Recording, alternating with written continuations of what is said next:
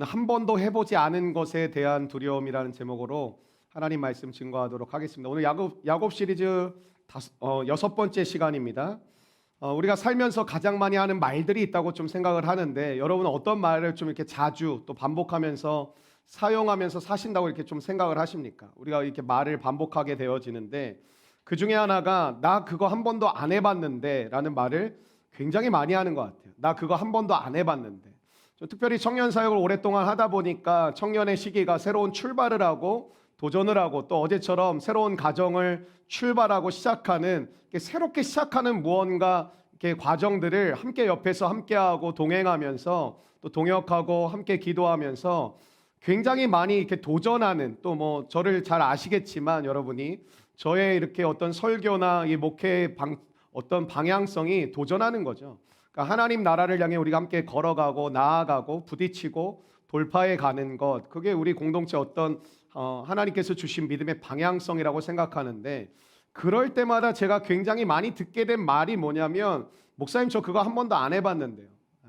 근데 이게 꼭 청년들만 그런 게 아니라 개척을 해서 교회를 세워가다 보니까 장년분들도 어떤 뭐 봉사를 하거나 또 함께 선교를 하고 또 삶을 나누다 보면 저 그거 한 번도 안 해봤는데 제가 잘할 수 있을까요? 라는 말씀들을 우리 장년들도 이렇게 간간히 하시는 모습들을 보게 되더라고요. 그러니까 여러분의 삶 가운데 나 그거 한 번도 안 해봤는데 라는 말에는 뭐 두려움이 있겠죠. 나 그거 한 번도 안 해봤는데 실패하면 어떡합니까? 그거 잘 못하면 어떡합니까? 그거 괜히 했다가 망하고 무너지면 저 어떻게 합니까? 뭐 그런 내용이 이렇게 포함되어져 있지 않나라는 생각을 하게 됩니다. 그러니까 우리는 한 번도 해보지 않은 것, 오늘 설교 제목처럼 한 번도 해보지 않은 것, 그리고 그걸 다른 표현으로 하면 낯선 것, 이 낯선 것, 한 번도 해보지 않은 것에 대한 두려움이 있습니다. 그래서 미래에 대한 두려움이 모두 가지고 있죠. 참 역설적이라고 생각하는데, 우리는 미래에 좋은 삶을 살길 원하고 좋은 가정이 되길 원하고 좋은 부모가 되길 원하고 또 좋은 믿음의 모습으로 살아가길 원하는 마음이 있는 반면에, 또한 미래에 대한 두려움이 우리 마음 가운데 있다라는 것이죠. 과연 어떻게 될까? 앞으로 어떻게 될까?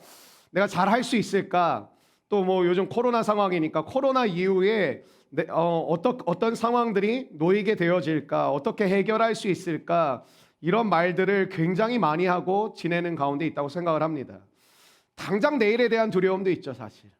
당장 내일도 알 수 없는 아주 미약하고 유약한 존재, 연약한 존재가 우리라고 생각을 합니다.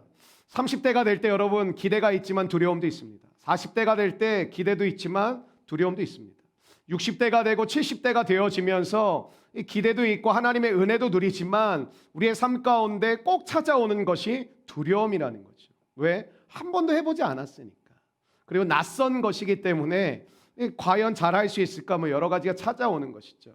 처음 학교에 입학했을 때, 또 우리 부모님들은 보니까 나도 입학했을 때 두려움이 있었지만 내 자녀가 뭐 초등학교, 중학교, 고등학교, 대학교에 입학할 때, 군대를 보낼 때 또 부모의 마음에도 두려움들이 있더라고요. 뭐 심지어 어린이집에 갈 때도 뭐 다 두려움들이 있으신 것 같더라고요. 취업해서 첫 출근했던 그날을 기억하십니까? 또 사업하시는 분들은 처음 막 이렇게 어렵게 준비해서 처음 사업을 시작하는 그 날이 아마 저는 기억나실 거라고 생각합니다. 저는 우리 교회 첫 예배를 드렸던 2015년 12월 31일에 그 예배가 제 기억 속에는 아직도 생생하게 떠오릅니다. 2016년 2월 마지막 주일에 창립 예배했을 때, 5월 달에 설립 예배했을 때, 첫 번째 선교를 간 2016년 9월에 필리핀 첫 선교를 16명이 갔을 때, 모든 것들이 제 마음 가운데는 기억이 납니다. 왜냐하면 기대가 되기도 하고 즐겁기도 했지만 마음 가운데 큰 두려움들도 있었던 시간이라고 고백하게 되어집니다. 우리 장년들은 또 60대가 되시고 70대가 될 때 두려움이 찾아온다라는 것이죠. 내가 빨리 또 하나님의 부르심마다 죽으면 어떡하지? 죽음은 두렵지 않은데 내가 우리 자녀들, 또 남겨두고 가는 내 뭐 남편, 아내, 내 식구들, 또 교회, 또 우리 동역자들, 뭐 내가 더 잘했어야 됐을 텐데, 내가 이런 걸 더 잘 준비해야 됐을 텐데라는 두려움이 늘 우리 마음 가운데 있다라고 생각을 합니다. 어린 생명이 이 세상에 태어나면 울지 않습니까? 뭐 두려움의 표현이 울음인데, 우리가 울음으로 시작해서 울음으로 끝나는 것이 우리의 인생사이지 않을까 생각을 해봅니다. 곰곰이 한번 생각해 보았습니다. 내가 두려웠을 때, 뭐 저도 두려움이 두려움이 오겠죠. 두려움이 있을 때 내가 그 상황에서 어떻게 내가 나아갔을까라는 생각, 또 내가 낯선 상황에 놓였을 때 내가 어떻게 해결해 갔을까. 뭐 이 교회를 개척하는 건 저에게도 한 번도 해보지 않은 거고 또 굉장히 낯선 상황의 연속이었습니다. 지금도 마찬가지고요, 사실. 그러니까 이 과정을 통해 제 삶을 돌아봤을 때 내가 두려움이 오고 낯선 상황에 놓이고 한 번도 해보지 않은 것을 하나님의 인도하심마다 해 가야 했을 때 나는 그것도 어떻게 해결해 가고 어떻게 나아갔을지 이렇게 생각해 보았을 때 제 마음 가운데 떠오르는 것이 무엇이었냐면 제일 좋은 방법이 책이었다고 생각이 들었습니다. 책을 읽는다라는 것은요. 저는 이번 주에도 한 2권의 책을 읽었는데 책을 읽는다라는 것은 낯선 상황을 미리 경험하는 것입니다. 그러니까 내가 경험하지 않아도 될, 어쩌면 경험하지도 않을 상황들도 책을 읽다 보면 미리 경험을 하게 된다라는 것이죠. 그래서 책을 읽고 그러한 상황들, 제가 요즘 특별히 좀 코로나나 이렇게 전 사실 청년이라는 제목에 청년이라는 단어가 들어가면 기독교 서적은 거의 다 읽었거든요. 제가 청년들을 좋아하기도 했고 사역을 하고 있기 때문에 청년이란 거의 제목에 들어가면 거의 한 권도 놓치지 않고 늘 읽어왔던 것 같아요. 근데 그 책들을 읽어보면 지금 나와 상관없는 내용 되게 많습니다, 사실. 그리고 나와 동떨어진 내용도 되게 많습니다. 그리고 뭐 나의 삶 가운데 이런 경험을 하게 될까라는 생각의 주제와 내용들도 굉장히 많은데 그것들을 보면서 생각하게 되어지는 것이죠. 이게 책을 읽다 보면 감정이 이입되고 이게 이입이 되잖아요. 그럼 내가 이 사람이고 이 예를 들면 뭐 기독교 서적이면 이 목회자고 이 신학자의 그런 삶이었다면 나는 어떻게 했을까? 저는 소설도 좀 좋아하는데 상상력을 기를 수 있는 굉장히 좋은 방법 중에 하나가 저는 소설이라고 생각을 합니다. 영적 상상력을 키우는데 굉장히 좋은 도움을 진짜 좋은 고전의 소설들을 많이 양질의 소설들을 읽어가면 상상력이 길러지는 경험들을 참 많이 하게 됩니다. 그러니까 어떠한 상황을 내가 마주하기 전에 미리 경험해 보는 것이죠. 그리고 상상해 보고 준비하기도 하고 대응하기도 하고. 저는 책을 읽으면서 목회를 해왔다고 해도 과언이 아닌 목회자 중에 한 명입니다. 책을 읽으면서 준비하기도 하고 또 대응하기도 하고 거기서 배웠던 것들을 늘 정리하는데 정리해 두었다가 필요한 상황이 왔을 때 그것들을 다시 끄집어내어서 내가 잘 적용해 가는 과정들의 시간들도 참 많았던 것 같습니다. 책을 읽지 않는 사람들은 어떠한 그런 경험을 하냐? 맨날 현실로 부딪혀야만 그때부터 생각을 하는 거예요. 그러니까 삶이 정리가 될 수가 없겠죠. 그러니까 미리 대응하고 준비하는 책을 읽는다라는 것은 많은 분들이 그래요. 여유가 있어야 책도 읽죠. 뭐 마음이 좀 이렇게 평안해야 뭐 책도 좀 읽고 뭐 이렇게 채우죠. 여러분 인터넷하고 핸드폰 붙잡고 있을 시간에 책 읽으십시오. 지하철에서 이거 하지 마시고 책 읽으십시오. 책 읽으려고 마음만 먹으면 일주일에 한두 권 읽는 거는 그렇게 어렵지 않습니다. 저는 책을 읽는 속도가 굉장히 좀 느린 편입니다. 많은 다독을 했음에도 불구하고 성향 자체가 굉장히 꼼꼼하게 읽으려다 보니까 책을 읽는 속도가 굉장히 빠른 편이 아님에도 불구하고 틈나는 대로 계속 책을 읽다 보면 일주일에 한 권, 2권 읽는 거 그렇게 어렵다고 생각하지 않습니다. 여러분만큼 바쁘게 삽니다. 새벽에 나왔다가 저는 무조건 9시 전에 거의 출근했다가 거의 9시, 밤 9시, 10시에 퇴근합니다.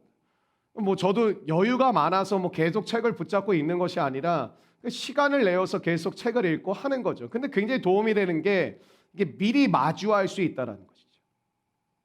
책 중에 책이 뭐겠습니까? 성경이겠죠. 성경을 통해서 내가 이제껏 만나보지 못했던 낯선 상황, 한 번도 해보지 못한 것들을 우리는 날마다 만날 수 있다고 생각을 합니다. 큐티 하시는 분들 축복입니다. 그리고 말씀을 읽으시는 분들 축복입니다. 많은 분들이 성경을 읽자고 하면 예라고 힘겹게 대답을 한 다음에 마치 과제를 하듯이 막 읽어가기 시작합니다. 그것은 무슨 뜻이냐? 내 힘으로 읽는 것이고 내 의지로 읽는 것이고 내 지식으로 읽는 것이죠. 근데 하나님의 말씀을 날마다 그러한 상황에 있음에도 불구하고 읽어가기 시작하면 어느 순간 말씀이 나를 읽기 시작하고 말씀이 나의 인생을 읽기 시작하고 말씀이 나의 인생에 보여주고 들려주는 일들이 벌어지기 시작합니다. 그 단계까지 계신 분들이 많다고 생각하지는 않는데 생각해 보세요. 성경을 읽다 보면 우리는 한 번도 경험해 보지 못한 상황에 들어가게 됩니다. 사자굴에 들어가 보셨어요? 광야를 걸어가 보셨습니까? 감옥에 들어가 보셨습니까? 우리는 성경을 읽어보면 내가 감옥에 들어가 보기도 하고 광야를 걷기도 하고 사자굴에 들어가기도 하고 노예로 팔려가 보기도 하고 낯선 상황들 우리는 마주하게 된다라는 것이죠. 우리가 야곱 시리즈를 통해서도 느낄 수 있는 게 뭐죠? 야곱이란 한 인물을 통해서 우리가 경험해보지 못한 것들을 야곱을 통해서 하나님께서 우리 가운데 주시는 경험들을 미리 같이 할 수 있는 은혜를 주신다라는 것입니다.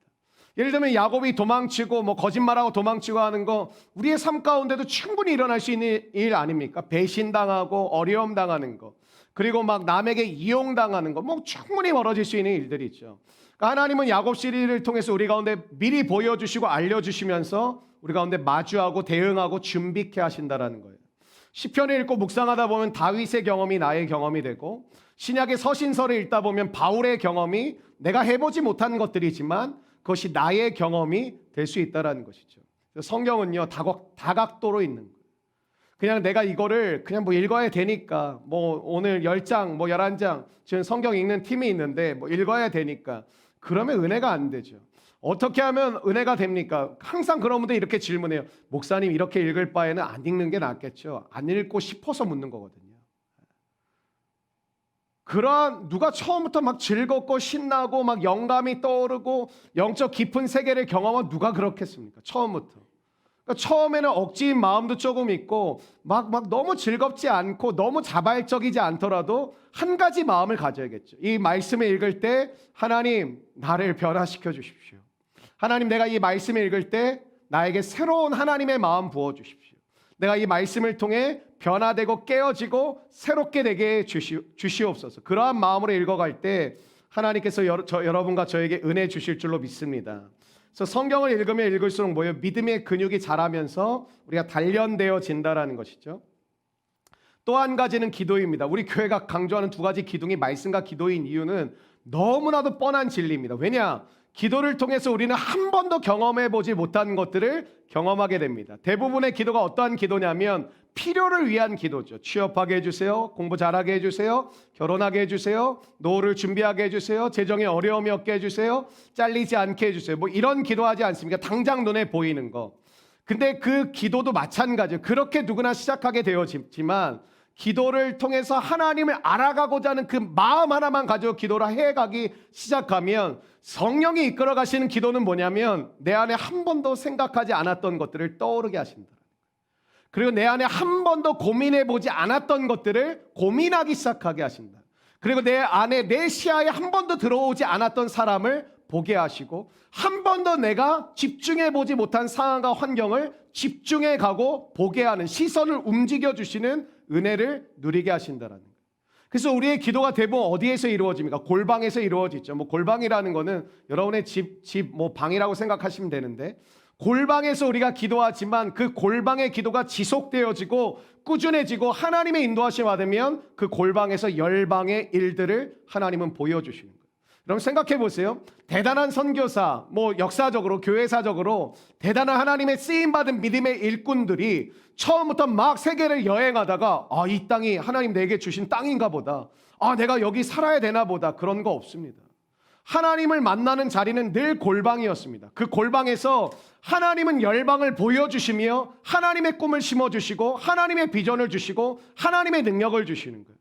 우리 교회 조이풀 키즈 지금 준비하면서 가장 집중하는 건 예배예요. 어른들하고 똑같아요. 예배예요. 왜? 예배를 통해 그 아이들이 하나님을 만나야 돼요. 하나님과 연결이 되어져야 돼요. 그 어린아이들에게 하늘의 문이 열려야 돼요. 그러면 어떻게 되냐? 하나님이 그 아이들에게 세상을 보게 하세요. 내가 보는 세상이 진짜 세상이 아니라 하나님이 보시는 진짜 이 세상을 창조하신 분이 보고 계시는 그 세상을 아이들에게 말씀해 주셔야 돼요. 그래야 세상을 분별하기 시작해요. 그리고 무엇을 봐야 될지, 무엇에 집중해야 될지가 나와요. 솔직히 얘기해 봅시다. 그거 아니면 돈 아니에요, 솔직히? 그거 아니면 괜찮은 직장 아니에요? 그거 아니면 권력이나 명예 이런 거 아니에요? 그게 거리가, 우리 교회는 청년들 만약에 이게 거리가 멀면 당장 결혼, 취업 이런 거 아닙니까? 늘 우리가 집중하는 게 대단한 거 하나도 없어요. 늘 눈에 보이는 것에 마음을 다 빼앗겨서 살아가요. 기도라는 건 뭐예요? 내 고정되어진 이 시선을 하나님이 들으셔서 다른 걸 보게 하신다. 다른 게 꼭 좋은 거라는 게 아니라 하나님이 보여주길 원하시는 것들을 보게 하신다라는 거예요. 근데 이게 안 되니까 뭐 하는 거예요? 그걸 치워버리는 거예요. 근데 우리 이걸 고난이라고 생각하고 고통이라고 생각하죠. 하나님이 돈 주시더니 또 싹 걷어가 버리셨어. 뭐 또 환경 좋게 하시더니 하나님이 또 싹 걷어가. 그게 아니에요. 왜 주셨어요? 주와 함께 동행하는 도구로 쓰라고 주셨어요. 근데 뭐예요? 이거를 경배하고 숭배하고 이거를 높이고 나보다 돈이 더 중요해요. 나보다 통장이 더 중요하고 나보다 돈가방이 더 중요해요. 뭐예요? 너가 가장 귀중하고 너가 가장 소중한 존재인데 그걸 다시 치워버리시는 거예요. 그리고 나중에 다시 정리가 되면 다시 필요에 따라서 하나님이 채워주시는 거예요. 하나님의 원리는 우리에게 집중되어져 있습니다. 여러분이 얼마나 부자인지, 얼마나 좋은 학교를 나왔는지, 얼마나 성격이 좋고 인격이 고매한지 그거 보시는 게 아니라 하나님은 여러분이란 그 인생 자체, 여러분 한 명의 영혼 그 자체에 관심이 있으신 거지, 여러분이 얼만큼 지금 손에 쥐고 있는지, 얼만큼 경력을 쌓아왔는지, 얼만큼의 것들을 여러분이 소유하고 있는지 그것에 따라 우리를 사용하시는 분이 아니라는, 혹시 그것에 눌려 계신 우리 성도들이 있다면 오늘 하나님께서 여러분에게 진리로 자유케 하시는 은혜가 임하게 되시기를 주의 이름으로 축원합니다. 제가 어젠가 그제 우리 아내랑 TV를 잠깐 보게 됐는데 TV에 실화탐사대라는 어떤 TV 프로그램을 한 15분 20분 정도 보게 되었는데 제주도에서 한 젊은 여성이 죽게 된 사연에 대해서 이야기했어요. 근데 그거 보면서 제가 참 가슴이 아팠던 게 젊은 여성이 그 정말 사람 같지도 않은 그 남성이 왜 죽였냐면 여성 BJ한테 선물하려고 그 돈 다 떨어지고 빚져가지고 죽였거든요. 근데 이 여성은 정말 성실한 사람이에요. 너무 경제적으로 어려운 가정에서 자라서 정말 애쓰고 수고하고 제주도에서 사는데 제주도 동쪽 함덕 쪽쯤 제가 보니까 사는 것 같아요. 저는 제주지를 좀 잘 알거든요. 근데 제주 시내에서 알바를 했어요. 편의점에서. 근데 여러분 제주도는 이게 대중교통이 잘 발달하지는 않았지만 굉장히 먼 거리거든요. 1시간 반을 걸어서 갔다가 1시간 반을 걸어서 돌아왔다. 그러니까 엄마가 맨날 야, 너 버스 타고 다녀라 했는데 엄마 이거 한 달이면 20만 원이야.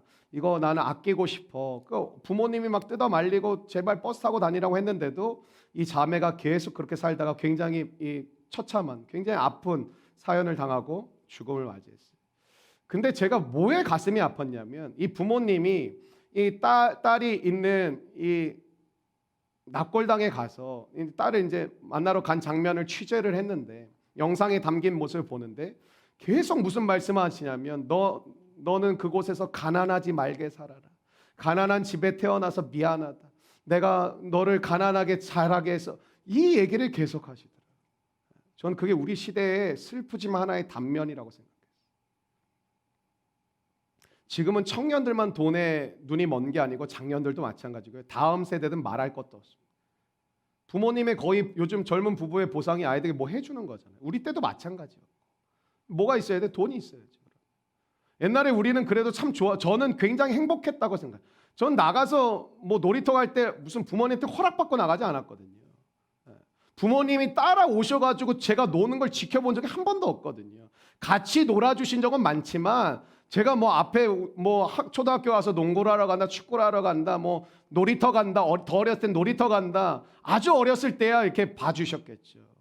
근데 제 기억에 한 5살, 6살 이후에는 뭐 그런 기억이 사실 별로 나는 게 거의 장면이 없어요. 그냥 흙 만지면서 놀고. 근데 뭐 요즘은 그렇게 놀 수도 없잖아요. 놀러 가려고 해도 돈이 있어야 돼. 키즈 카페 되게 비싸더라고요. 깜짝 놀랐어요. 모든 게 돈으로 바뀌었어요. 교회도 다 돈으로 바뀌었어요. 이제 수고 안 해요. 그냥 용역 쓰죠. 뭐 안 해요. 그냥 출장 뷔페 부르죠. 그냥 힘들고 귀찮은데 그냥 청소업체 불러서 하죠. 다 바뀌었어요. 그러니까 우리가 희생하고 우리가 헌신하고 우리가 수고하면서 믿음의 근육이 자란다라는 개념이 별로 없어요. 그러다 보니까 하나님이 주시는 믿음의 가치들이 쓰잘데기가 없어졌어요. 왜? 날마다 내가 땀을 흘리며 성경을 봐야 돼요. 내가 무릎을 꿇고 하나님 앞에 날마다 구하며 나아가야 돼. 이러고 싶지가 않은 거예요. 그거보다 더 쉬운 방법 없습니까를 계속 묻는 거예요. 그거보다 더 빠른 방법 없냐고 성도들은 원하는 거예요. 목사님 꼭 그렇게만 해야 됩니까? 라고 반문하는 거예요. 없습니다. 다른 방법은 없습니다. 여러분, 그래서 성경도 안 보고 기도도 안 하는 사람의 특징이 2가지 단어라고 생각하는데 우왕좌왕, 허둥지둥. 정신이 없어요. 전 이런 분들 제 옆에만 있어도 저도 정신이 없어요. 옆에 있는 사람까지도. 낯선 것을 부딪힌 순간부터 이분들은 생각을 하는 거야. 뭐지? 이미 그거에 대한 전조 현상들이 찾아왔고 하나님이 사람을 보내시든지 환경을 통해서 계속해서 메시지를 주시는데도 안 들었는 거예요. 말씀도 없고 기도도 없으니까. 나중에 막상 당하고 나면 그때부터 생각하고 그때부터 처리하고 그때부터 대비하고 그때부터 맞닥뜨리려고 하는데 갑자기 이게 뚝이 열린 것 같은, 뚝이 막 열리기 전에 막는 것과 뚝이 열려서 확 쏟아진 걸 막아내는 것은 엄청 다른 이야기입니다. 그러다 보니까 어때요? 너무 힘든 거죠. 너무 힘든. 그때 나오는 게 원망과 불평이 나올 수밖에 없어요. 왜? 내가 감당할 수 있는 것보다 훨씬 더 어려움이 많이 왔다고 생각이 되어지거든요. 불평이 나오는 거예요. 원망이 나오고. 여러분, 우리는 성경을 통해 기도를 통해 어떤 은혜를 또 하나 주시는 거냐면 낯선 것을 계속 만나게 하시는 거예요. 이게 신앙이 없는 분들이 항상 얘기하는 거면 야곱 얘기를 목사님 우리가 꼭 알아야 될 이유가 뭡니까? 이거 4,000년, 5,000년 전의 이야기인데 예수님 2,000년 전의 이야기를 우리가 집중해서 이걸 알아야 될 이유가 뭐가 있습니까? 이거 어떻게 받아들이는 거예요? 하나의 의견과 이야기로 받아들이는 거죠. 그래서 뭐예요? 우리 삶 가운데 낯선 것이 오면 처리가 안 돼요. 여러분, 인생이라는 것이 한 번도 해보지 않은 것을 날마다 하는 거 아닙니까? 여러분, 안정을 왜 이렇게 추구하는지 아세요? 낯선 게 싫다라는 거예요. 관계도 그냥 나랑 친한 사람들만 만나고 싶은 게 뭔지 아세요? 낯선 사람을 내가 포용하고 싶지도 않고 그 사람에게 나 포용해 달라고 하고 싶지도 않고 그냥 나는 여기 아는 몇 사람, 친한 사람, 좋은 사람, 믿음의 동역자 이 사람들만 있으면 상관없으니까 더 알고 싶지도 않다라는 거예요. 어느 시점이 가면 새 가족이 와도 별 관심도 없어요.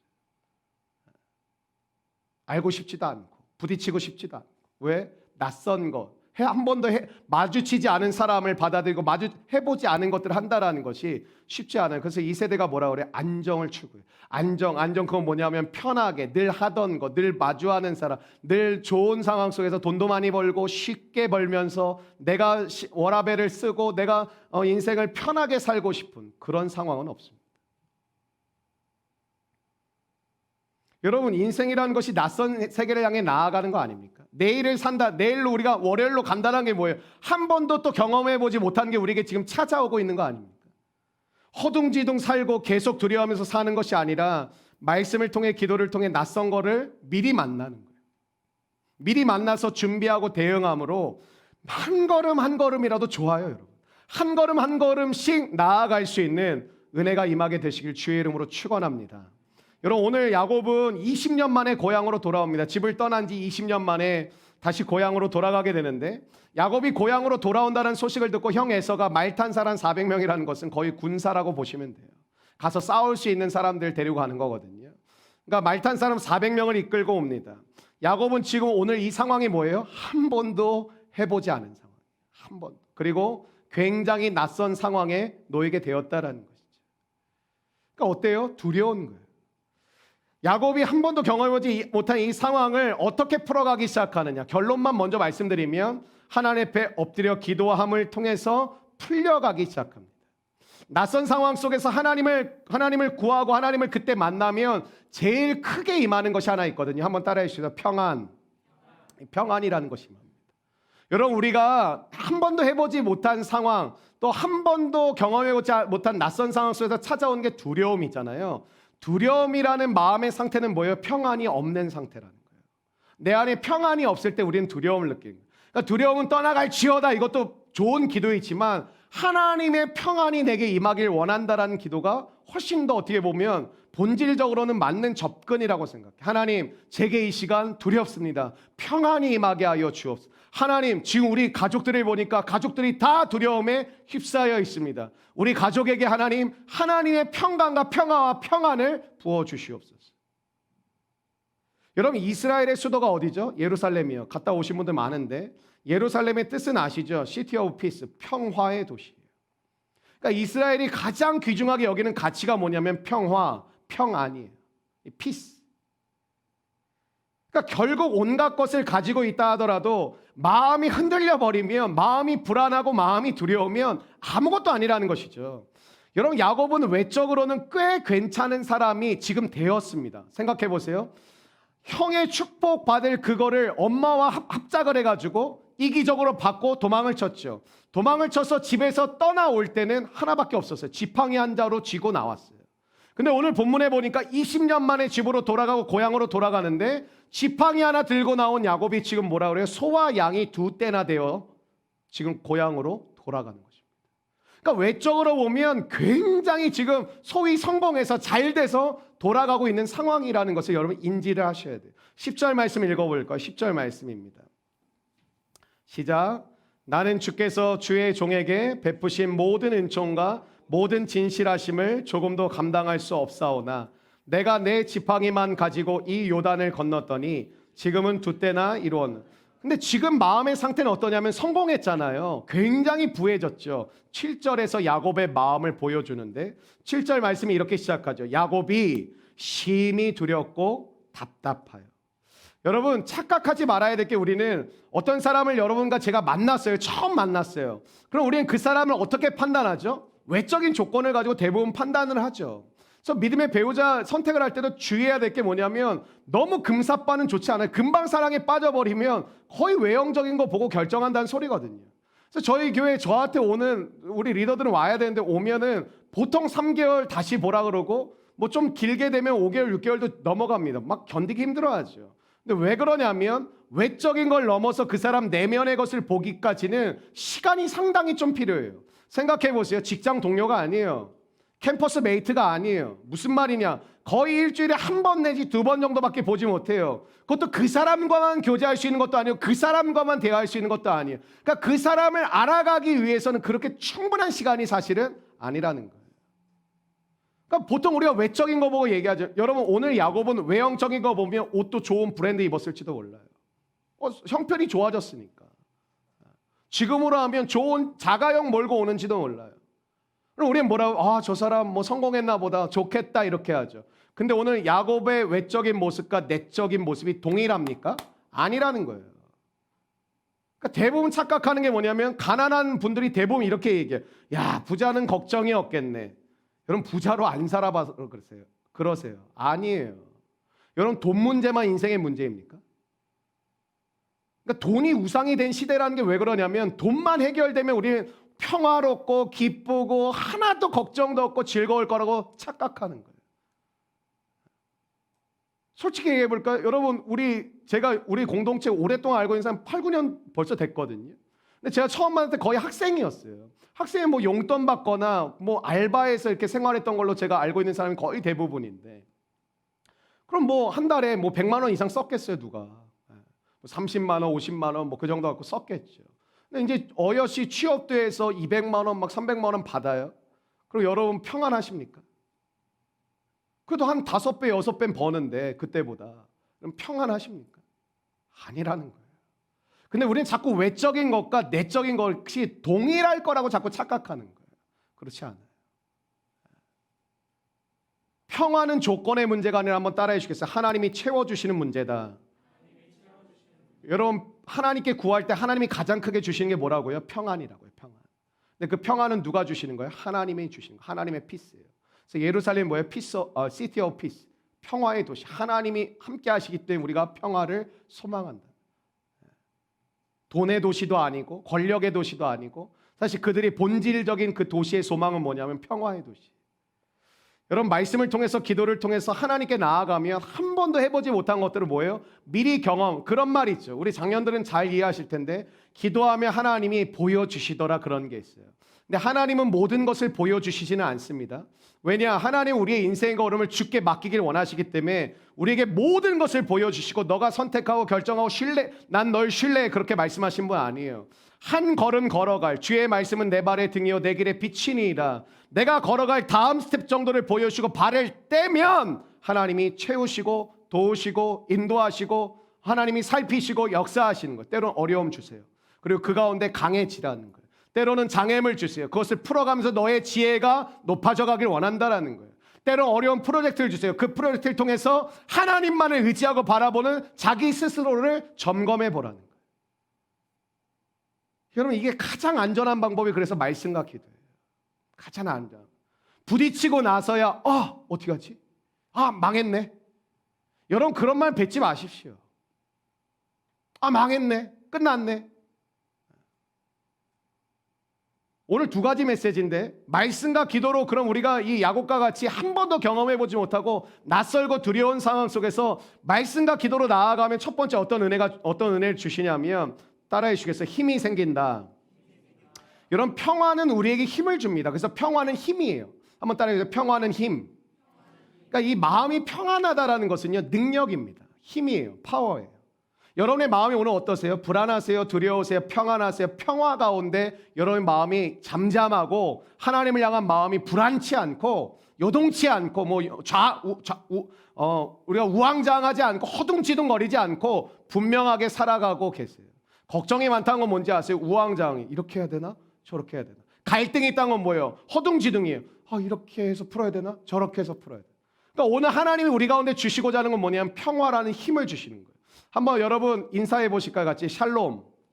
샬롬 샬롬. 샬롬 샬롬 샬롬. 옆에 예배 드리신 분들한테 샬롬 해보세요. 샬롬. 또 어색하게 웃고만 계시지 말고 샬롬. 네. 샬롬이 뭐예요? 평화를 빕니다라는 뜻이죠. 평화를 빕니다. 사실 우리 신자들의 인사가 이 샬롬인데, 평안한 사람은 강한 사람이 돼요. 왜냐? 평화는 힘이기 때문에 그래요. 그래서 하나님의 사람들은 이해가 되세요? 노예인데 평안해요. 우왕좌왕거리질 않아요. 노예로 팔려갔는데, 요셉 같은 경우에 노예로 팔려갔는데 잠시 그런 모습이 보이긴 하지만 금방 안정돼요. 금방 그 상황들을 객관적으로 바라보고 하나님 바라보면서 풀어가기 시작해요. 사자굴에 들어간 다니엘, 평안하니까 어때요? 담대해요. 나중엔 사자가 어떻게 됐어요? 요크셔 테리어가 됐죠. 근데 감옥에 갇혀 있는 바울을 보세요. 평안하니까 어때요? 눈치를 안 봐요. 눈치를 안 봐요. 근데 사울왕은 다 가지고 있는데 불안해요. 지금식으로 하면 돈도 있고 번듯한 직장도 있고 차도 좋은 거 몇 대나 갖고 있고 재산 통장에 수십억 수백억이 담겨져 있는데 계속 불안하고 두려워요. 여러분, 신약엔 누구예요? 헤로당. 헤롯 다 가지고 있으면서도 계속 불안. 교회사를 공부해 보면 진짜 재밌는 게 헤롯인데, 헤롯은 그 권력, 그 자기의 자리를 자기가 유지하려고 얼마나 많은 사람을 죽이고요, 얼마나 많은 권모술수를 끝날까지 살다가 죽는. 그게 뭐예요? 쉬는 날이 없어요. 계속 머리를 굴려서 올라오는 놈 쳐내고 배신 때린 놈 죽여버리고 계속 그 짓을 죽는 그날까지 하고 있는 거예요. 왜? 자기의 자리를 자기가 지켜야 되고, 또 하나는 뭐냐면 자기에게 그 자리를 허락해 줄 수 있는 사람에게 계속 해야 돼요. 계속 눈치 보고 이거 드십시오. 이거 가져가십시오. 제가 해드리겠습니다. 여러분, 이렇게 살고 싶으십니까? 근데 왜 이 사람들이 다 가지고 있는데 안 해요? 평화는 하나님이 주시는 거라니까. 여러분, 진짜 중요한 거 하나님이 주시는 거예요. 평안, 평화, 샬롬, 하나님의 영역이에요. 근데 이 평안이 뭘 같이 갖고 오느냐? 1+1으로 오는데 한번 따라해주세요. 평안은 기쁨을 가지고 옵니다. 평안할 때 여러분 마음을 들여다보세요. 뭔지 모를 기쁨이 내 안에 솟아나기 시작합니다. 여러분, 기쁨이 오면 우리 가운데 회복되는 게 뭐냐면 웃음이. 한번 옆 사람 보고 한번 웃어보시겠어요? 비웃지 말고 또. 여러분, 웃고 있는 사람은 병이 없다라는 말이 있어요. 웃고 있는 사람은 병이 없다. 예를 들어볼까요? 병원에 없는 것이 무엇일까요? 웃음. 여러분, 병원에 가보세요. 의사나 간호사들, 우리 교회도 간호사 지금 근무하는 우리 집사님도 계시지만, 의사나 간호사들 평상시엔 잘 웃지만 의사나 간호사들 병원 가서 보시면 거의 잘 안 웃어요. 거의 잘 안 웃어요. 여러분, 환자들 웃는 거 보셨어요? 거의 잘 안 웃어요. 의사 간호사보다 더 안 웃어요. 진짜 안 웃죠. 그래서 병원 가면 우리가 느끼는 게 뭐예요? 전체적으로 갔다 오면 다운이 돼요. 분위기가 무거우니까. 그리고 가라앉고 무겁고 다운된다는 걸 느끼지 않습니까? 근데 왜 그래요? 평안이 있어야 기쁨이 오고 기뻐야 웃음이 나오는데, 그 병들었다는 게 뭐예요? 가장 먼저 뺏기는 게 평안을 뺏기는 거예요. 그 질병이 무서운 게 왜 무섭냐면 내가 죽을까 봐 무서운 것 같지? 아니요. 내 마음의 평안을 가져가는 게 질병이기 때문에 병이 무섭게 느껴져요. 그럼 질병이 와서 내가 평안을 뺏기면 어떻게 돼요? 내 안에 기쁨이 사라져요. 기쁨이 사라지면 어떻게 될까요? 웃음소리가 사라져요. 그래서 여러분, 어떤 집안에 암 환자나 굉장히 중병을 앓고 있는 환자를 모시고 있는 집에는 웃음이 별로 없어지고 웃음이 끊어지기 시작해요. 왜? 마음이 늘 불안하거든요. 서로를 보면서. 하나님이 주시는 평안이 없으면 뭐예요? 나 자신도 견딜 수 있는 힘이 없어요. 우리는 그런 존재입니다. 일이 되겠습니까? 하루하루 살기도 너무 힘든 거죠, 사실은. 사는 게 아니라 버티는 거죠. 그러니 산다라는 것이 날마다 낯선 일을 경험하고 해보지 않은 것을 해야 되는 것이 우리의 인생의 일치인데 얼마나 힘겹고 얼마나 두렵겠습니까? 하나님 앞에 나아가서 평안의 힘을 얻는 믿음의 종들 되시길 주의 이름으로 축원합니다. 오늘도 우리가 야곱을 통해서 계속 뭘 살피는 거예요? 야곱을 통해서 우리가 배우자라는 거예요. 야곱을 통해서. 이 한 번도 해보지 않은 것을 야곱이 마주했을 때 어떻게 했어요? 아, 하나님 앞에 나아가서 엎드려야 되는 거구나. 이걸 배우는 거예요. 아, 하나님이 우리 가운데 이런 낯선 상황을 미리 경험하게 하시면서 한 번도 해보지 않을 때 두려움이 오는데 야곱도 두려워하는구나. 이 두려움이 오는데 그때 어떻게 하나님 앞에 나아가서 엎드려야 되는 거구나. 이걸 배워야 돼요. 그리고 여러분 실제적으로 실천을 하셔야 돼요. 코로나 상황이라는 게 왜 두려워요? 한 번도 듣도 보도 못한 질병이 바이러스가 와서 한 번도 경험해보지 못한 어려움을 주는 게 코로나 상황 아닙니까 지금? 갑자기 이것 때문에 경제도 다 스톱되고 모든 것이 다 어디로 튈지 모르는 상황이 돼버렸죠. 낯선 거예요. 해보지 않은 거예요. 이런 삶에 얼마나 낯선 것들이 찾아왔어요. 마스크 자체, 저는 마스크를 거의 쓰고 다닌 적이 없거든요. 미세먼지가 너무 많았을 때도 사실 저는 잘 이게 답답해서 거의 안 쓰고 다녔어요. 근데 뭐 지금 쓸 수밖에 없죠.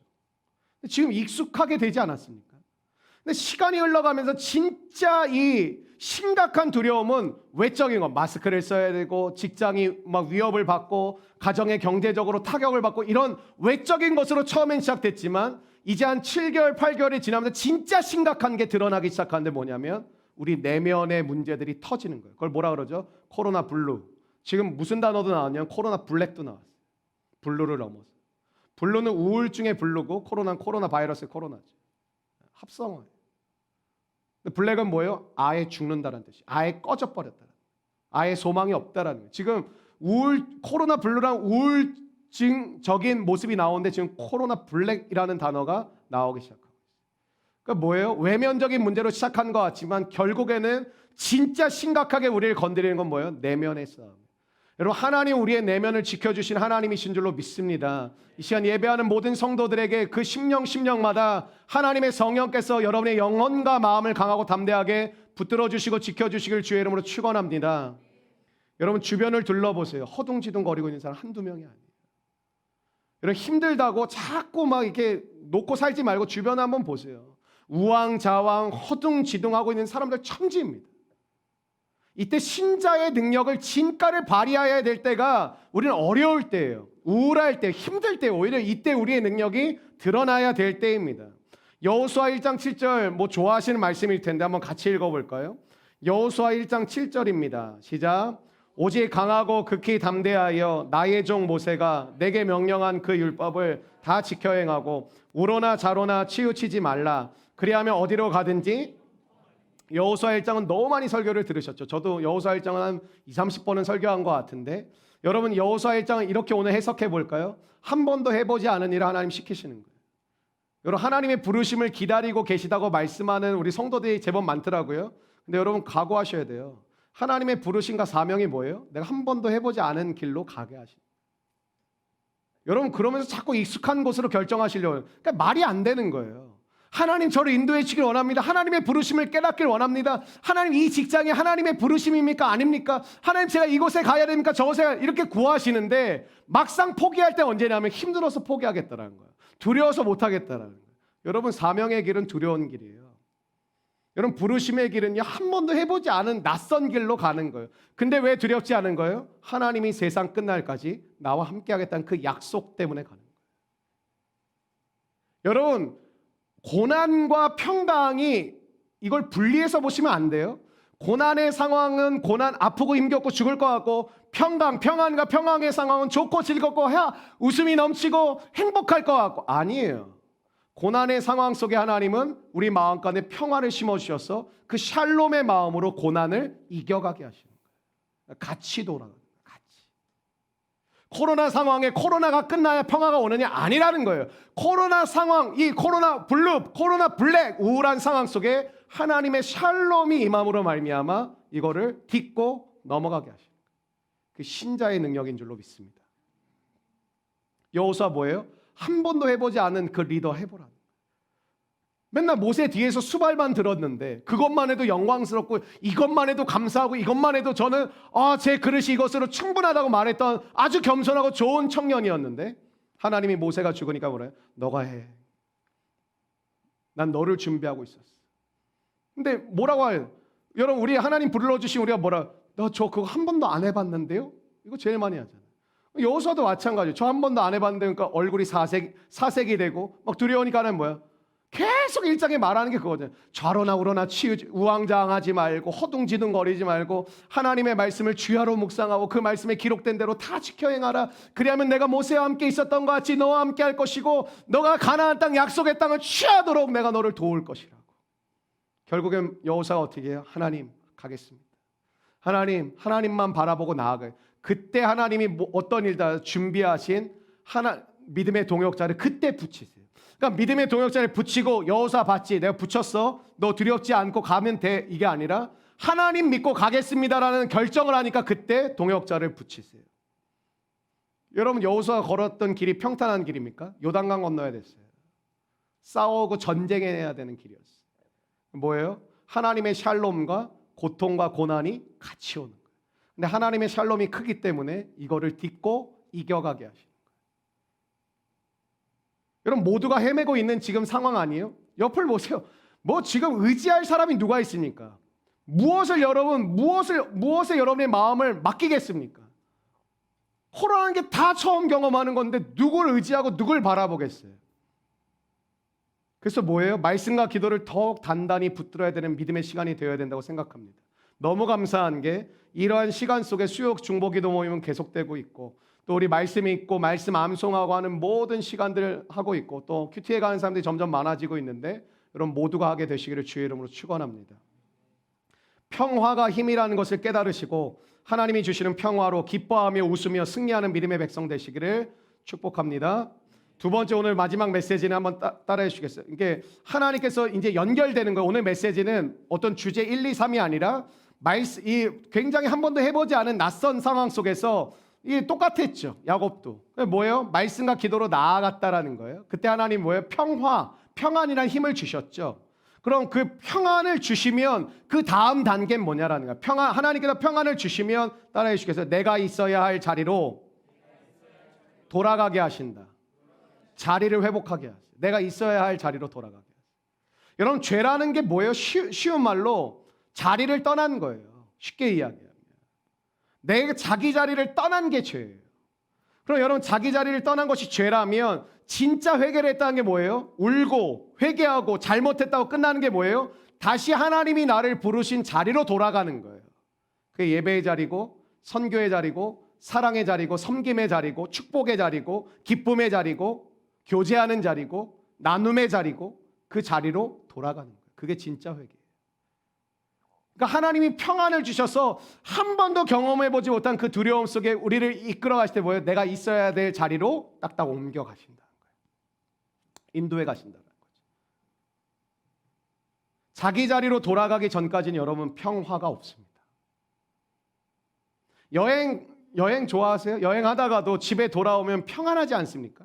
뭐 우리 선교도 참 너무 좋죠. 행복하고 즐겁지만 저도 선교 일정 마치고 딱 집에 딱 도착하고 집에 딱 들어가면 뭐 내가 있어야 될 자리는 여긴가 보다. 이게 막 마음이 편해지죠. 안도가 되고 마음이 편안해지죠. 오늘 9절 말씀 보실까요? 야곱이 뭘 깨닫기 시작하냐면 자기가 돌아가야 될 자리가 어디인지를 하나님이 깨닫기 시작하게 하세요. 9절 말씀입니다. 시작.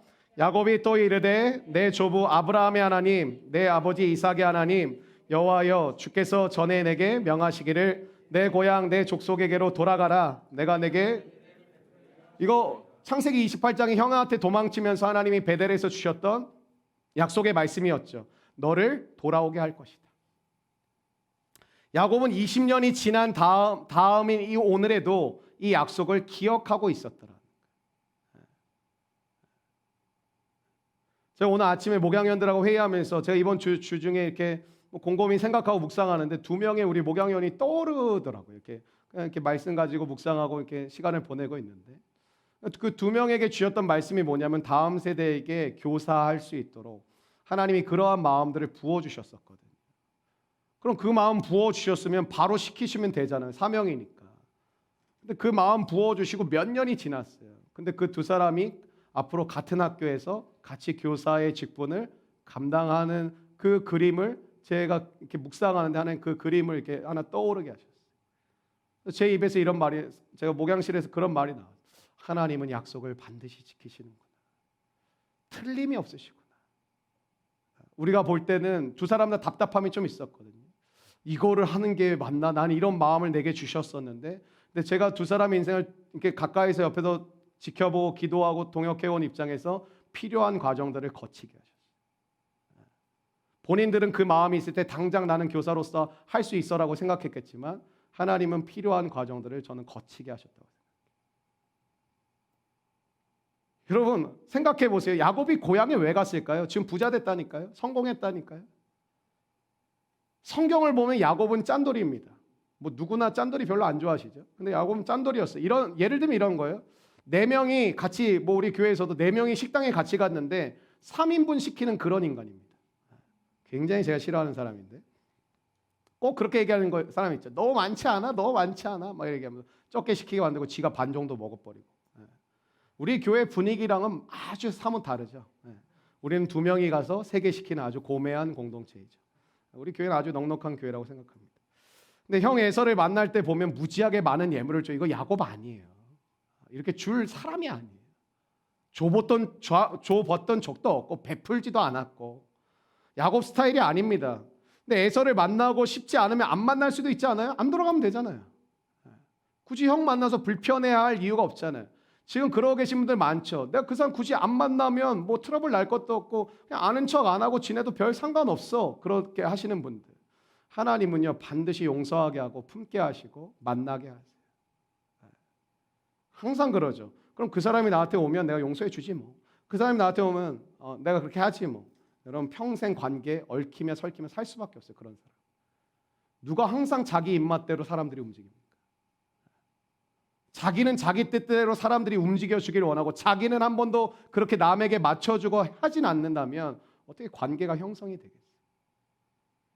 굳이 고향에 올 것 없고 다른 데 가서 살아도 충분한 재산을 갖고 있는데 굳이 돌아와요. 왜 그럴까요? 이유는 하나밖에 전 못 찾았어요. 하나님의 약속 때문에. 여러분 사람을 볼 때 어떤 사람은 윤리, 도덕, 뭐 매너 이런 걸 보시더라고요. 여러분 사람이 매너가 좋으면 좋고 나쁘면 나쁠 수도 있지만 얼마나 차이 나겠습니까? 옆에 있는 사람은 보시겠어요? 뭐 옆에 있는 사람은 여러분이 2배나 예쁘고 3배나 뭐 멋져요? 그런 게 어디 있어요?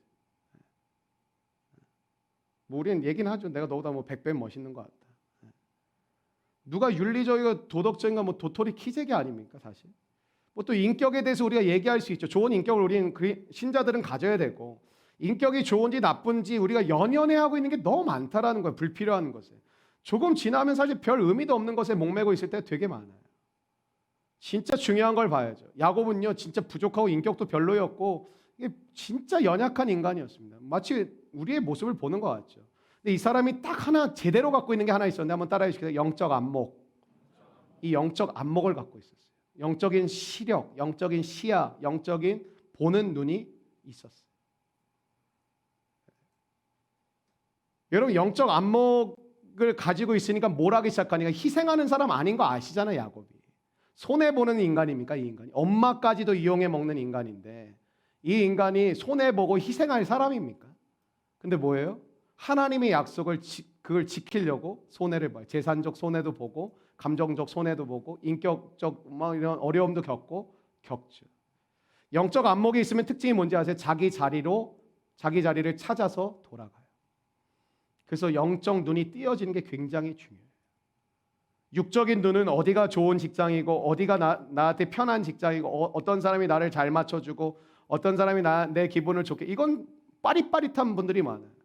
영적인 안목은 하나님이 나를 부르신 자리가 어딘지 알아요. 근데 이게 왜 중요한지 아세요? 그 자리로 가야 인생이 풀려요. 가정이 풀려요. 교회가 풀려요. 하나님은 푸시는 분이에요. 닫게도 하시는 분이지만 열기도 하시고 닫게도 하시는 분이지만 하나님은 여시는 분. 그러니까 뭐예요? 하나님의 평화가 찾아오면 기쁨이 오고 웃음이 오면서 자기 자리를 찾아갈 수 있어요. 여러분 하루 종일 씩씩거리고 있고 불안에 두려움에 떨고 있는 사람이 내 인생에 내가 사는 목적이 무엇일까? 내가 무엇을 위해 살아가야 될까? 이런 질문 하겠습니까? 안 해요. 누가 하고 살겠어요, 그거를. 마음에 평안도 없고 평화도 없고 기쁨도 없고 웃음도 없는데 하루 종일 이건 어떻게 메꾸지? 이건 어떻게 돈 벌지? 이건 어떻게 해결하지? 너무 많아, 짜증나, 불안해, 두려워 이러고 있는 사람이 내 인생의 진짜 자리가 어디이고 내가 하나님의 부르심이 무엇이며 무엇을 위해 나를 하나님이 사용하길 원하시는지 여기에 대한 진지한 고민과 기도와 기대와 소망을 갖고 살겠냐고요. 그럴 수 없어요. 여러분 그래서 정체성이란 게 왜 중요하냐면 탕자 보세요. 정체성, 아버지의 아들이란 그 정체성을 떠나니까 어떻게 해요? 허랑방탕하기 시작하고 떠돌아다녀요. 제가 이 신앙생활하면서 특별히 우리 교회 또 이렇게 성도들 제 자신도 마찬가지고 때론 지겹죠, 여러분. 뭐 변하는 것도 크게 없는 것 같고 늘 거기서 거긴 것 같고 엄청난 혁신적인 새로움도 오지 않는 것 같고 우리 가정이 완전히 뭐 놀랍게 바뀌는 것도 없는 것 같고 하나님 주신 은혜가 뭔지 아세요? 자기 자리를 지키게 하시는 거예요. 여러분 세상에서 여러분 주변 둘러보세요. 떠돌아다니는 인간이 얼마나 많은지 몰라요. 이것에 취하고 저것에 막 해롱해롱거리고 저것에 또 넘어가고 아까 제가 말씀드린 안타까운 사람 여자 BJ한테 별풍선 보내다가 5천만 원 빚지고 그거 보내고 싶어가지고 사람을 죽이는 게 말이 됩니까? 지금 그러한 시대라니까요. 여러분 영적 안목이 주는 은혜가 뭐냐? 영적 시력이 띄어지면 그때부터 하는 거. 아무리 좋은 것도 이거 나의 자리 아니면 거절하는 거예요. 전 괜찮습니다. 전 필요 없습니다. 가지고 가십시오. 저는 거기 가지 않습니다. 근데 영적 안목이 없으면 뭐예요? 계속 계산을 하는 거예요. 그리고 계속 무게를 달아서 더 많이 주는데 더 나에게 좋게 해주고 더 편한 곳으로만 움직이려는 습성을 우리는 계속 몸에 익혀가기 시작해요. 그것도 훈련이에요. 편해지는 것도 훈련이에요. 하나님의 평화가 임한 사람이 자기 자리를 찾고 하나님의 평화가 없는 사람은 탕자처럼 떠돌아다닙니다. 어제 송정원 자매 결혼 예식했는데 제가 굉장히 깜짝 놀랐어요. 코로나 때문에 안에 들어갈 수 있는 인원이 50명으로 딱 제한되어 있었는데 저는 어제 이제 축도를 이제 부탁을 받아서 축도를 이제 담당하고 제가 이렇게 나왔는데 이렇게 그 예식장 이제 홀 밖에 문이 열려 있었는데 거기 이렇게 둘러싸고 있는 거예요. 청년 가까이 이렇게 낯이 익지? 많이 본 사람 같지 않은데 다 우리 교인인 거예요. 나는 예배하러 온 줄 알았어요. 근데 보는데 마음이 제가 굉장히 뭐가 찾아냐면 평안해지더라고요. 좋으니까 마음이 평안해지고 그리고 서로 오랜만에 만나니까 기쁨이 있고 서로 깔깔대고 웃음이 넘쳤어요. 어제 결혼식 그 당사자들도 되게 놀랐어요. 뭐 주례하신 목사님 교회도 연관돼 있고 여러 교회들이 양가가 있으니까 연관돼 있는데 우리 교회인들이 제일 많이 온 것 같아요. 제가 제일 많이 와서 그게 아니라 우리는 항상 참여의 은사가 있는 교회인 거 아시죠? 장례식이 있어도 함께 참석하고 좋은 일 있어도 함께 참석. 우리 젊은 부부들 애 안고서 와서 참석하고. 전 그게 굉장히 좋은 공동체라고 생각해요. 어제 오랜만에 저도 권사님, 집사님 막 만나 뵙고 또 우리 청년들 오랜만에 본 사람들 보니까 반갑고 막 웃음이 나고 장난도 치고 너무 즐겁더라고요. 여러분 우리가 있어야 될 자리에 있을 때 하나님 평안을 주시고요. 기쁨을 주시고요. 웃음을 주십니다. 고통과 평안은 함께 가는 거예요. 다니엘 보세요. 하나님께 기도했는데 사자굴에 집어넣었죠. 근데 알고도 가요. 여러분 우리가 어려움 상황이 되면 예배를 못 드리게 될 상황이 올 수도 있어요. 기도를 못하게 될 외부적 상황이 만들어질 수도 있어요. 근데 다니엘은 뭐예요? 외부적 상황은 그렇게 세팅이 됐지만 하러 가는 거예요. 기도의 자리로 가고 예배 자리로 가는 거예요.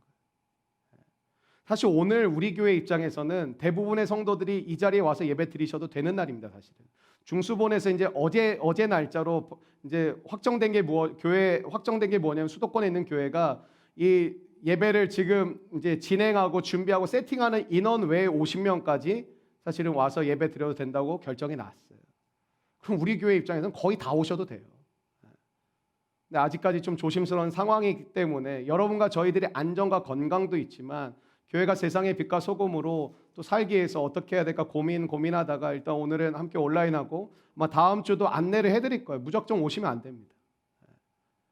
교회적으로 판단을 하고 우리가 온라인을 조금 더 지속을 할지 아니면 오프라인 온라인을 같이 갈지 아니면 또 오프라인으로 진행을 할지 여러 가지 면으로 고민을 할 텐데 우리 가운데 하나님이 주시는 그런 고민과 생각들 중요한 게 뭐냐면 평화가 임해야 돼요.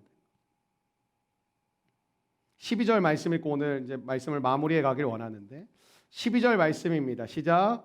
주께서 말씀하시기를 내가 반드시 내게 은혜를 베풀어 내 시의 바다에 셀 수 없는 모래와 같이 많게 하리라 하셨나이다. 여러분 믿음의 가문 가정이 뭔지 아세요? 아브라함의 하나님 이게 무슨 뜻이냐? 할아버지 하나님, 아버지 하나님 그리고 나의 하나님. 우리 할아버지 때부터 교회 다녔어요. 그것도 물론 비슷한 어감이지만 뭘 고백해요? 할아버지 하나님, 아버지 하나님이 나의 하나님. 뭐가 있어요? 연속성이 있죠. 왜? 약속이 이어져 왔으니까. 여러분 이 12절 어디서 많이 보시지 않았어요? 창세기 12장. 할아버지였던 아브라함에게 주셨던 약속이 손자인 야곱에게 지금까지 연결되어 흘러오고 있는 거예요. 저는 우리 교회 모든 가정이 회복되기를 주의 이름으로 축원합니다. 근데 약속의 회복이에요. 하나님의 약속의 회복이에요. 말씀의 회복이에요. 그러니까 믿음의 부모 되는 거 어려운 거 전혀 없어요. 그냥 말씀과 기도 생활 하시면 돼요. 뭘 해야 돼요? 뭘 준비해야 돼요? 뭘 준비하고 뭘 해요? 말씀과 기도 생활을 하나님 앞에 날마다 해가고 그 모습으로 살면 자녀들은 그 아빠 엄마의 뒷모습을 보는 거죠. 그리고 그렇게 살아야 되는 걸로 알기 시작하는 거죠. 여러분 코로나로 온 세상이 어수선했습니다. 그때 우리 교회도 어수선했죠. 어수선할 수밖에 없죠. 근데 우리 교회를 일으킨 사건이 저는 기승전결 기도 집회라고 생각을 해요. 로마서 1장부터 마지막 16장까지 하루에 한 장씩 월요일부터 금요일까지 4주 동안 나누면서 하나님이 우리에게 주신 약속의 말씀들을 붙드는 시간이 되었습니다. 그 시간에 하나님이 얼마나 놀라운 일을 하셨는지 아세요? 일단 공동체의 기류 분위기를 다 바꿔놓으셨어요. 그리고 하나님 앞에 다시 정렬하고 마음을 모으고 뜻을 모으는 믿음의 시간이 되게 하셨어요. 근데 재밌는 게 뭐예요? 환경이 바뀐 게 있어요. 그 이후에 지금까지 우리는 온라인 예배를 드리고 있고 오히려 그때는 오프라인이었고 지금 온라인이 돼버렸어요. 근데 우리에게 그럼 아주 객관적으로 살펴보면 뭐만 떨어진 거예요? 말씀만 떨어졌고 그 하나님의 말씀의 약속만 떨어졌는데 어떤 일이 벌어지고 있어요? 사람들은 변화됐어요. 분위기가 바뀌었어요. 정렬하게 됐어요. 마음을 모으기 시작해요. 삶을 드려요. 십자가를 짊어져요. 말씀만 떨어지고 약속 떨어지면 일은 진행되는 거예요. 사랑하는 여러분, 날마다 여러분의 삶에 말씀 떨어뜨리기를 주의 이름으로 축원합니다. 말씀을 심으시기를 주의 이름으로 축원합니다. 여러분 하나님의 말씀이 진리임을 믿습니까? 주님 말씀이 그대로 이루어짐을 믿습니까? 마지막 이사야 41장 10절 읽고 말씀 마치겠습니다. 이사야 41장 10절인데 우리 암송하시는 팀들, 암송 안 하시는 분들도 이번 주중 이 여호수아 1장 7절과 이 이사야 41장 10절은 좀 암송하시면서 한 주간 보내셨으면 좋겠습니다. 함께 읽겠습니다. 시작. 두려워하지 말라 내가 너와 함께함이라. 놀라지 말라 나는 내 하나님이 됨이라. 내가 너를 굳세게 하리라. 참으로 너를 도와주리라. 참으로 나의 의로운 오른손으로 너를 붙들리라. 아멘. 여러분 뭐예요? 평안은 힘이에요. 평안은 힘이에요. 여러분 두렵고 한 번도 해보지 않은 상황을 우리는 또 내일 또 마주해야 되고 직장에서 온라인으로 바뀌면서 얼마나 많은 변화들을 경험하고 계시고 사업하는 분들 얼마나 막 많은 변수들이 생기고 있습니까? 그때는 변하는 것에 대응하는 것도 중요하지만 변하지 않는 것에 집중을 해야 돼요. 그래야 변하는 것을 대비하고 대처할 수 있어요. 그게 뭐예요? 오늘 주님이 두려워하지 말라 명령하는 거예요. 두려워하지 말라. 더 쉽게 얘기할까요? 두려워하지 마. 놀라지도 마. 왜? 내가 참으로 의로운 오른손으로 너를 붙들고 있어. 붙들 거야. 세상 끝날까지 함께 할 거야. 그 약속으로 우리는 뭐예요? 하나님 주신 샬롬을 가지고 샬롬이가 곧 태어날 건데 태명을 되게 잘 지은 것 같아요. 갑자기 쓸데없는 얘기했네. 하나님 주신 그 평화로 기쁨이 오고 웃음이 오고 이삭의 뜻이 또 웃음이죠. 그리고 뭐예요? 자기 자리를 찾아 돌아가는 거예요. 사랑하는 여러분, 여러분의 자리 지금 서 있는 자리 하나님 불러주신 자리인지 고민되십니까? 말씀과 기도 생활하세요. 맨날 힘들면 여기 아닌가 봐. 맨날 예상했던 대로 안 되면 여기 난 여기 내가 판단을 잘못했나 봐. 아니라니까요. 고통과 샬롬은 같이 오는 거예요. 근데 그 샬롬으로 고통을 딛고 일어나서 믿음의 근육을 길러주시고 담대하게 하시고 오직 강하게 하셔서 하나님이 어느 상황이든지 어떤 조건이든지 조건과 상황 아니라 하나님이 주시는 그 평화의 힘으로 승리케 하시는 거예요. 여러분, 우리 교회에 이 하나님의 평강이 충만하게 주의 이름을 축원합니다. 우리 교회가 기쁨 가득한 정말 이름 그대로 조이풀한 교회 되기를 원합니다. 어제도 만나서 참 웃음이 있었는데 웃음 가득한 교회 되기를 주의 이름으로 축원합니다. 여러분, 자리로 돌아가세요. 하나님이 부르신 자리로 돌아가세요. 엉뚱한 자리에서 여기 기웃 저기 기웃 그때마다 잘해주는 사람들 찾아 헤매이지 말고 늘 함께 하신 하나님과 동행하며 하나님이 허락하신 동역자들과 함께 합력하여 선을 이룰 수 있는 믿음의 거룩한 백성. 그래서 특별히 정말 해보지 않았던 이 코로나 상황 속에서 우리 교회가 또 우리 교회 성도들이 승리하는 믿음의 거룩한 은혜가 임하게 되시기를 주의 이름으로 축원합니다.